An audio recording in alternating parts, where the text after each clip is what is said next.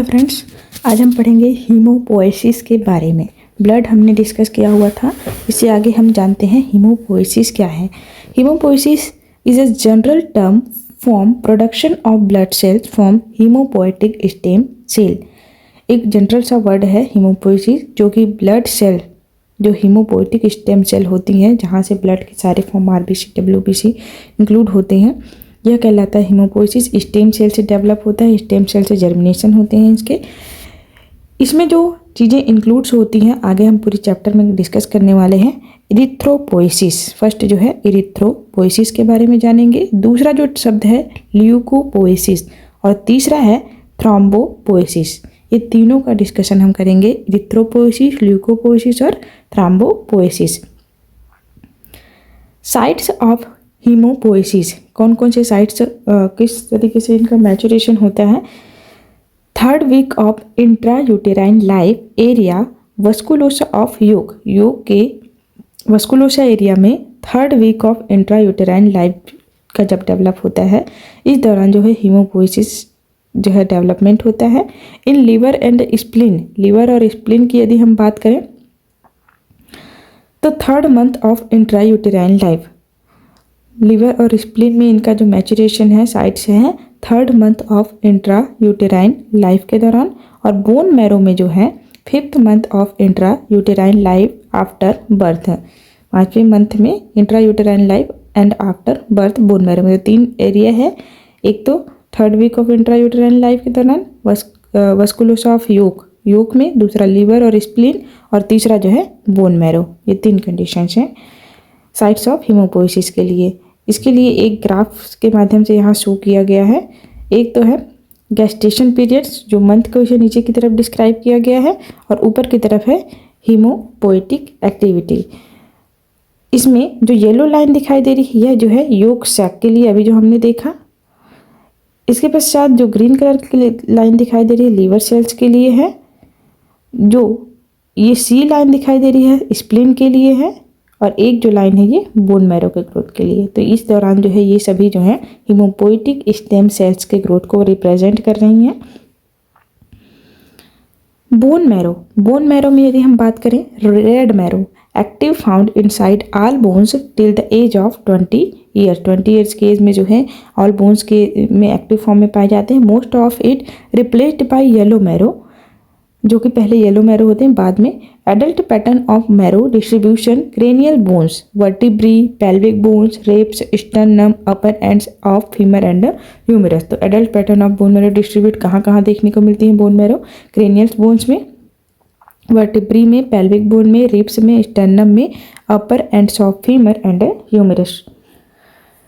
Yellow marrow की यदि हम बात करें तो yellow marrow inactive field with fatty tissue demand become active converted into red marrow producing blood cells, produce करने का काम करती है ब्लड सेल्स को। Red marrow, yellow marrow. Haemopoietic stem cells basically blood cells begin their lives in the bones marrow, form a single type of cell called pluripotential hemopoietic stem cell। ये महत्वपूर्ण है, यह क्या कहलाता है, pluripoietic stem cell from which all the cells of the circulating bloods are eventually derived।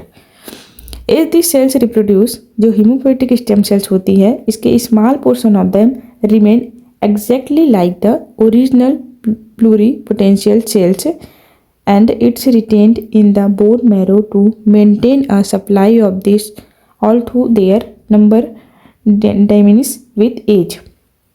From the most reproduced cells, however, differentiation to from the other cell types है। यह जो है रिप्रोड्यूस होके हीमोपोएटिक सेल जब reproduce होती है तो एक से जो है यह दो अलग अलग सेल्स का फॉर्मेशन इस तरीके से करती है। तो यह जो है हीमोपोएटिक स्टेम सेल्स बेस्ड पे है। The intermediate stage cells are very much like the pluripotent stem cells, even though they have already become committed to a particular line of cell and are called, यह जो है particular जो stem sales होती है committed stem sales, ये कहलाती हैं committed stem cells. जो पर्टिकुलर लाइन सेल्स होती हैं कमिटेड सेल्स होती हैं committed stem cell. The different committed stem cells when grow in culture will produce colonies to specific type of blood।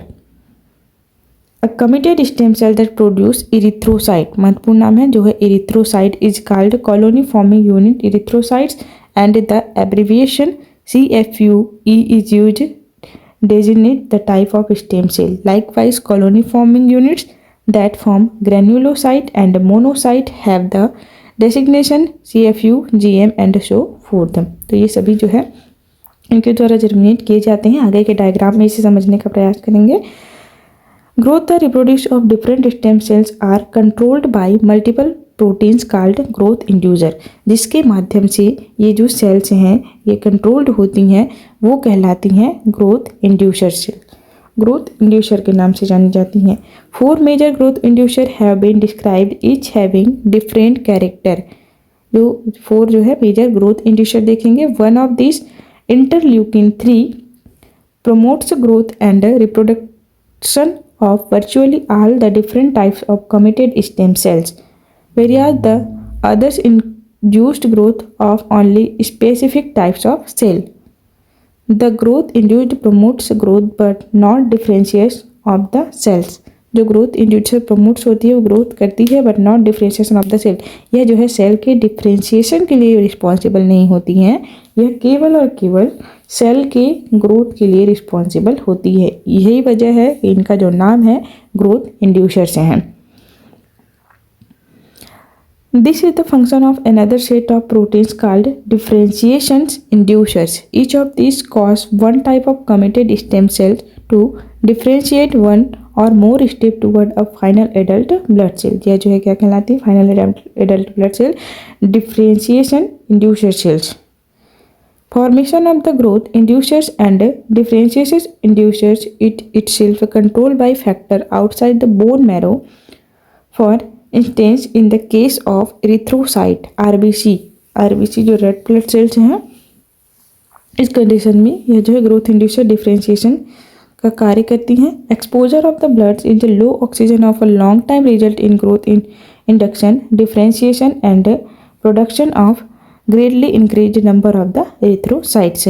Growth induction differentiation के माध्यम से ये क्या करती हैं? ग्रोथ करके एरिथ्रोसाइट की संख्या को बढ़ाने का काम करती हैं।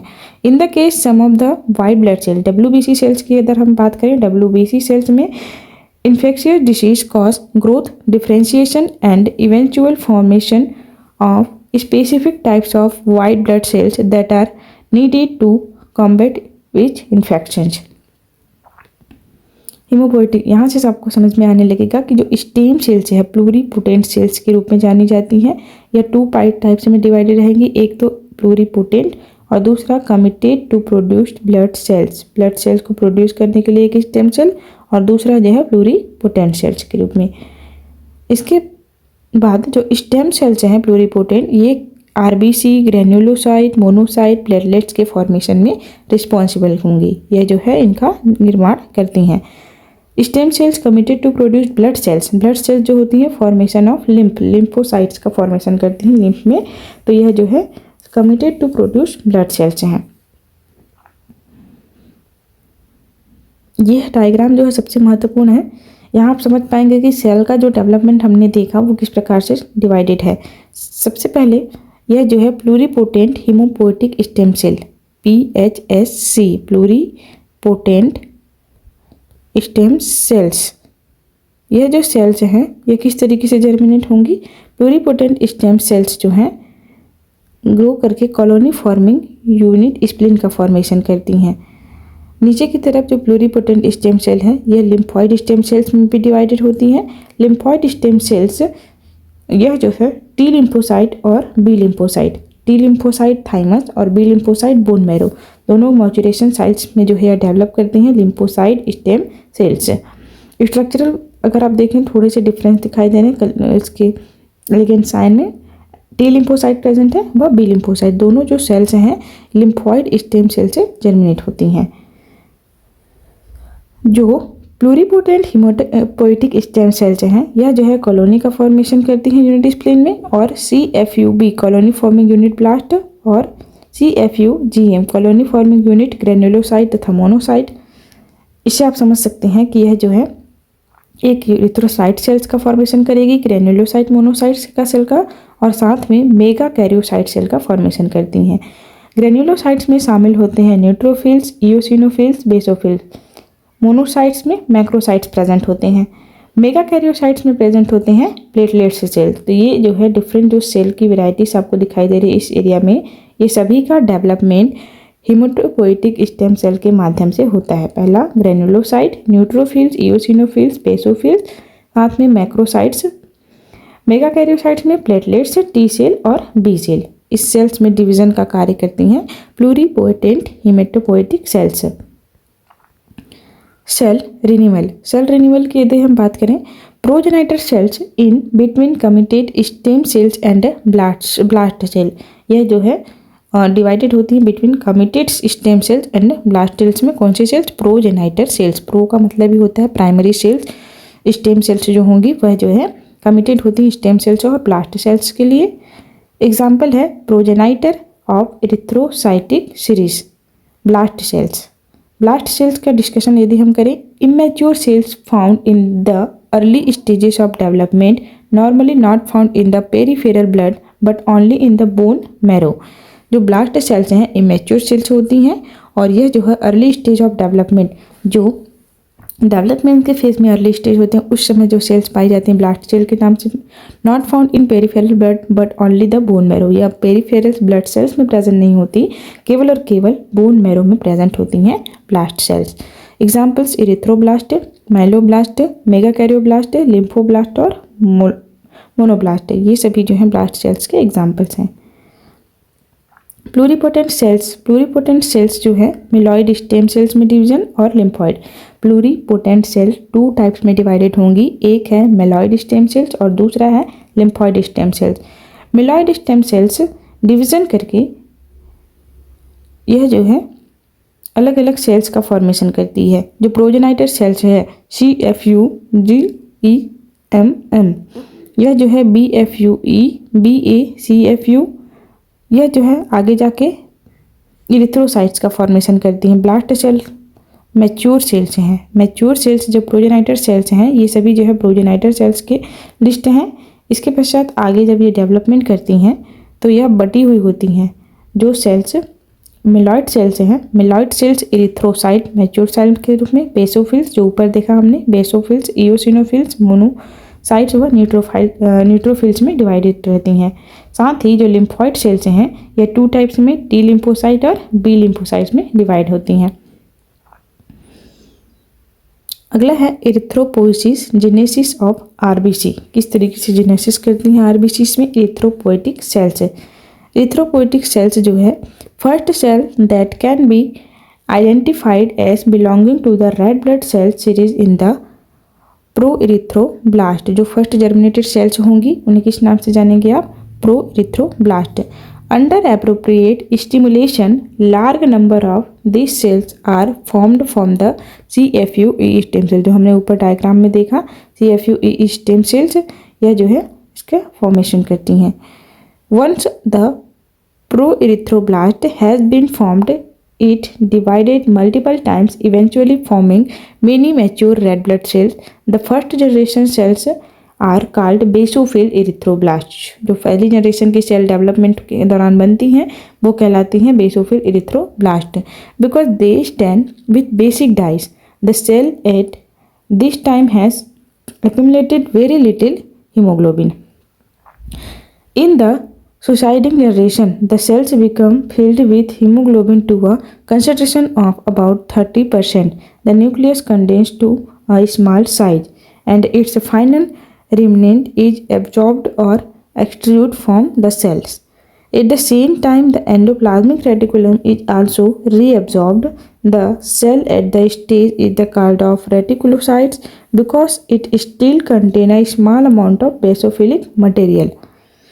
Consisting from remnants, the Golgi apparatus, mitochondria and a few other cytoplasmic organelles में जो है डिवीजन करती हैं. During the reticulocyte stage, the cells pass from the bone marrow in the blood capillaries by lipids squeezing through the pores and capillary membranes.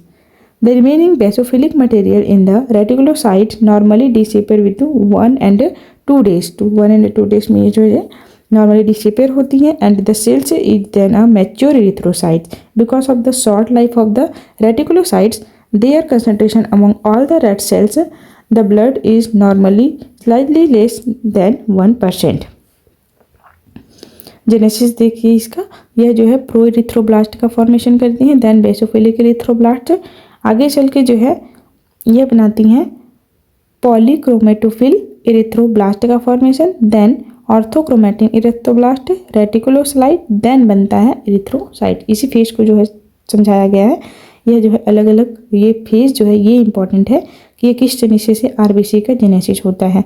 एक तो है pro erythroblast, दूसरा basophil erythroblast, तीसरा है पॉलीक्रोमेटोफिल इरिथ्रोब्लास्ट, अगला है ऑर्थोक्रोमेटिक इरिथ्रोब्लास्ट, रेटिकुलोसाइट्स और erythrocytes. ये सेल्स में ये डिवीजन करती हैं। स्टेप्स ऑफ इरिथ्रोपोइसिस महत्वपूर्ण है। यह जो स्लाइड है, stem cell committed stem cells divided होती हैं। प्रोजेनाइटर सेल्स PFUE व CFUE में डिवाइडेड होती हैं। प्रो इरिथ्रोब्लास्ट 15 से 20U अर्ली स्टेज में, नॉर्मोब्लास्ट जो है इंटरमीडिएट स्टेज और नॉर्मोब्लास्ट 10 to 14U जो है लेट नॉर्मोब्लास्ट में। रेटिकुलोसाइट्स इसके पश्चात रेटिकुलोसाइट जो है डेवलप होती है इरिथ्रोसाइट्स में। यह जो है पूरा इरिथ्रोपोइसिस के सबसे firstly stem cell committed stem cells में कमिटेड जो है progenitor BFUE then CFUE then proerythroblast. ये सीक्वेंस आपको याद करना है। अर्ली मेंस, फिर नॉर्मोब्लास्ट इंटरमीडिएट आगे जाके normoblast, then late normoblast reticulocytes then erythrocyte cells. ये सेल्स का डिवीजन फेज है। डायग्रामेटिक स्ट्रक्चर में BFUE pro, then pronormoblast, then early normoblast, then intermediate normoblast, late normoblast, reticulocytes और इरिथ्रोसाइट। बहुत ही ज़्यादा महत्वपूर्ण है ये फ्लो चार्ट जो है, इसे बना के रखिए। इससे आगे का डिस्कशन जो है अगले क्लास में करेंगे।